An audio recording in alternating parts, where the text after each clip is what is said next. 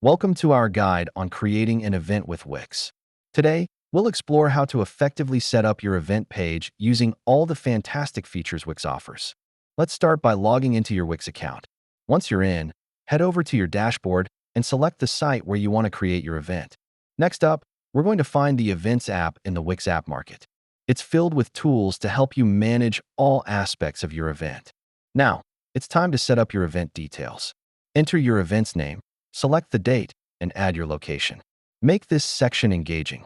Let's customize your event page. Upload captivating images and write engaging descriptions to attract potential attendees. Next, configure your ticketing options. Decide if you'll offer free tickets, paid tickets, or donations, and set reasonable pricing. Promotion is key. Share your event on social media and send out email campaigns to your contacts. The more, the merrier.